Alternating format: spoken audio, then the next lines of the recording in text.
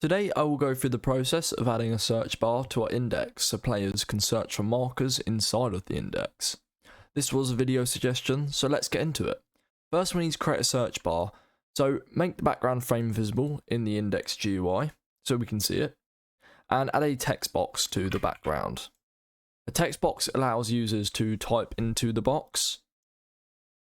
So I'm going to design it quickly and I'll get back to you once I've done that. Okay, once that's designed, you may need to play around with the size of the scrolling frame and the UI grid layout, assuming you have a similar hierarchy to me. But just quickly, so my text frame, I've just got a blue background, I've got the size here, and all I've done is made the placeholder text say search for a marker, and remove the actual text property. Now, if I go over to my scrolling frame, I need to make it so it's not under this search bar. So I'll just drag it down. And yes, this does squash things a little bit. So I will need to go into my scrolling frame, go into the UI grid layout, and play around with the cell size. So all I'm going to do is just increase the Y by 3.5, and this should counteract. Yeah, there we go. That looks about right. But of course you will need to play around with this and the values will be different. It depends how you've designed your index. But there we go, we've now got a search bar. Now we need to write some code that will only display the markers with a relevant name to our search query. So add a local script to the text box. I'll rename this to search query. And the first thing we need to do is get the text box. Let's just say text box equals script.parent. And we need a way of detecting whenever the text inside of the text box changes.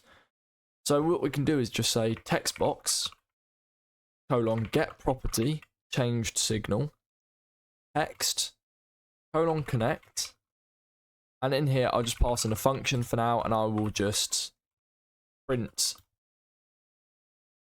textbox.text.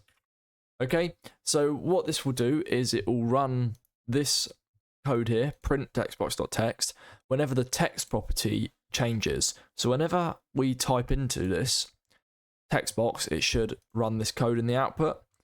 So A, B, C, D, E, F, G, and it keeps firing this code. Perfect. Okay, now I'm just going to clear the output and I'm going to change this slightly. I'm going to create a function which I'll just name search.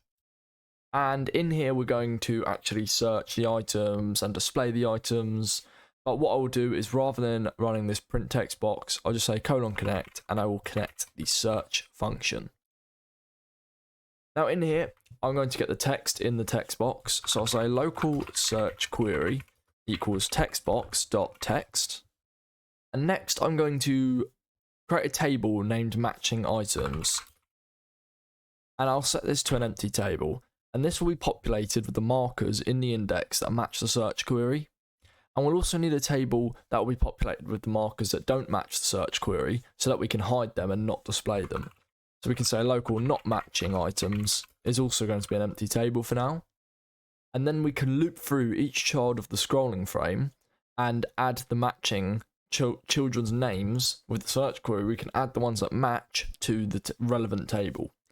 We can say for I, V in I pairs, and we need the scrolling frame. So at the top here, I'll just say scrolling frame equals textbox.parent.scrolling frame. And then in the I pairs, we can say scrolling frame colon get children. And if the child is a viewport frame, we only want to get the viewport frames here. We don't want to get the UI grid layout or the load chosen script, because they obviously aren't markers or items in our index. So we only want them if they're a viewport frame. So if V is a viewport frame, then if the name matches the search query, we're going to add it to the matching items table. Otherwise, we'll add it to the not matching items. So if v.name colon match, and we're going to match it with the search query, and make sure this colon match, make sure this is all lowercase, this match, not an uppercase, then we will add the frame to the matching items table. So table.insert, matching items, and we're going to add v. Else, so if it doesn't match, then we'll add it to the not matching. So table.insert, not matching items, v. I'm going to pass v because we're going to want to make the object visible and not visible depending on whether it's matching or not matching later on. And to do that, obviously, we need the object. We can't do, for example, v.name because we have no way of accessing the object from just the name. We need the actual object. We've got our matching items and our not matching items populated now. So now we can actually, first of all, let's hide the items that don't match.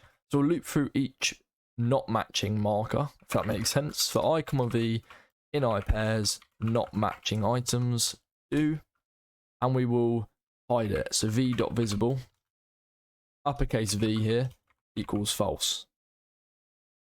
And that's what we'll do in there. And now we'll loop through all of our matching items and display them, so make them visible. So for I, v in I pairs, this will be matching items, do, v.visible equals true. Alright, now let's test this. So let's hit test and see what happens. And search for orange. Okay, that works. P, okay, and it comes up with pink and purple. If I just go for pink, and if I cancel it, it's got them all. If I search marker, obviously they're all there. And the only other thing that I want to change is if I put in P, for example, but a lowercase p, it comes up with purple. If I put uppercase, it comes up with purple and pink, which means it's case sensitive.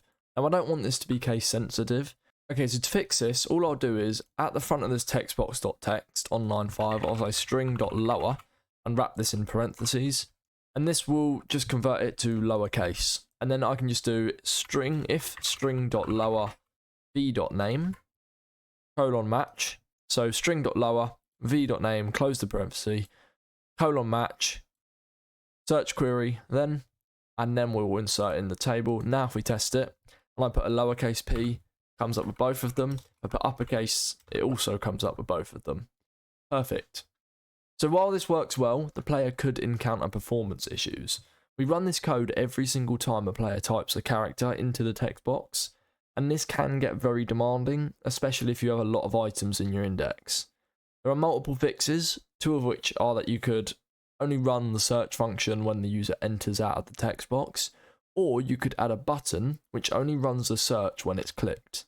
I'm going to go with the first option because I don't want to spend unnecessary time creating a button and linking the search function up with the button, as I've covered buttons a couple of times throughout the series. So if you want to add a button, you can use the mouse button one-click event on the button to detect when it is clicked and call the search function from there. For the first option then, the only thing we're going to change is at the very bottom here, rather than using get property change signal, so text box dot focus lost colon connect, and we'll call search. So focus lost is an event that is fired whenever the user enters out or clicks out of the text box, and it will automatically run this. So now if we test it, if I just search for pink, it does nothing. If I press enter, it will search it. If I search for pink and click out, or let's go for something else, purple, and click out, it will search it. And if I do nothing and click out, it goes back to normal, which is excellent, just what we want. So that is all for this video. In the next video, I'm going to create a progress bar that displays the number of markers found as a fraction of the number of markers in the game.